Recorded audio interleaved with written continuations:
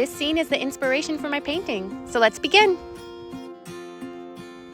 Everything is taped off, my drop cloths are down, so let's start painting. Using a light color, I'm gonna just sketch out where I want everything to go. It doesn't have to be perfect at this stage, I'm just trying to give myself a map to follow.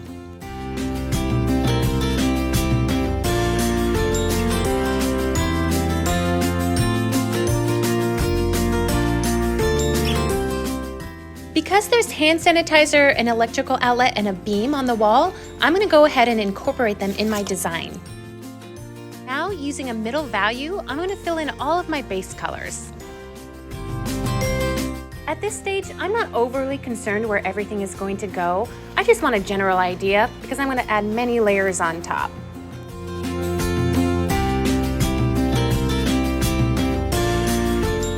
As you can see, I use a lot of blue and purple in my murals. I'd like to say it's intentional, but I think I just really like those colors.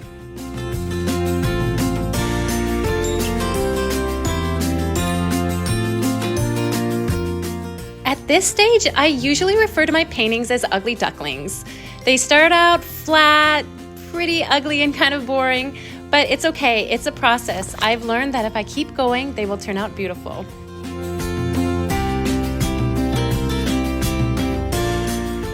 The first details I'm going to add are the clouds because everything else is going to go on top of them. I'm using mostly white mixed with a little blue and a lot of Floetrol to make for easy blending. I really enjoy painting big, fluffy, dramatic clouds, but in this painting I'm going to keep them subtle because I want the focal point to be the flowers and the scene in front.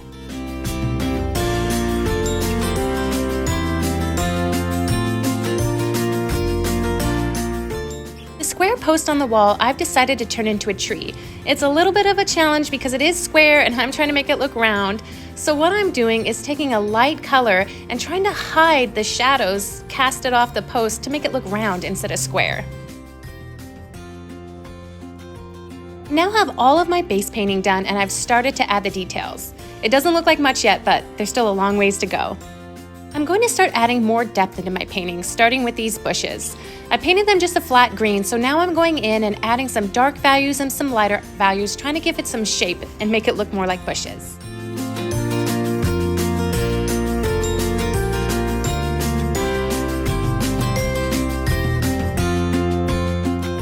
I really love blue shadows.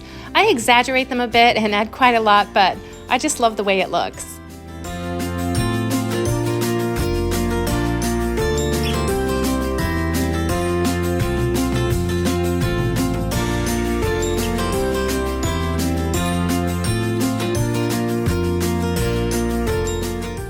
Do the same thing to the shore pine tree that I did to the bushes. I'm going to add dark values and lighter values until it has some depth and shape to it.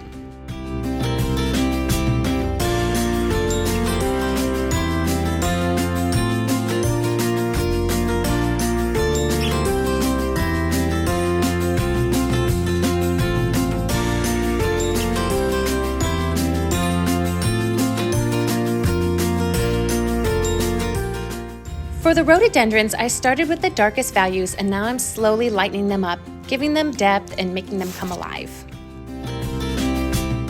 This is actually pretty fun. I looked at some photos of rhododendrons before I started, but now I'm kind of just going with it, and I've seen a lot living on the Oregon coast, so I guess I have them imprinted on my mind.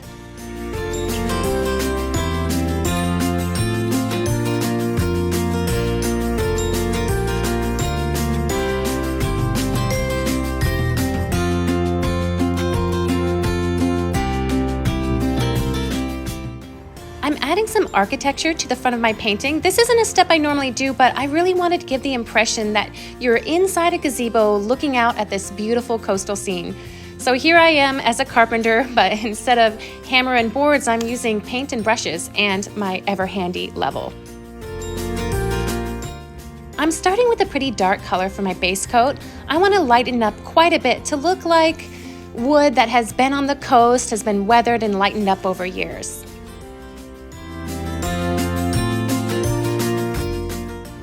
My favorite brushes to use for wood texture are actually ones that have seen better days. They're a little rough and worn out, but when I drag them just slowly across the surface, it makes a great wood grain texture.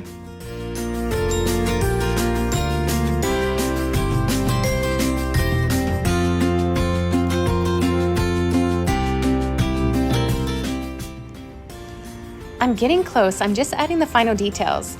At this stage, I'm mostly adding extra highlights and small details until I get it just where I want it. I'm really happy with how the tree turned out. I was a little nervous at first, but it seems as though my plan for hiding the shadows worked out perfectly.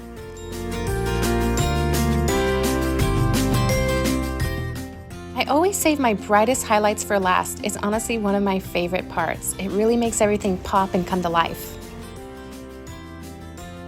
And I'm all finished. I'm really happy with how this mural turned out. I love painting nature scenes, especially on a large scale like this. And with this mural in particular, it really celebrates so many wonderful things about the Oregon coast. I had a ton of fun painting it. Thanks for watching and join me next time. Bye.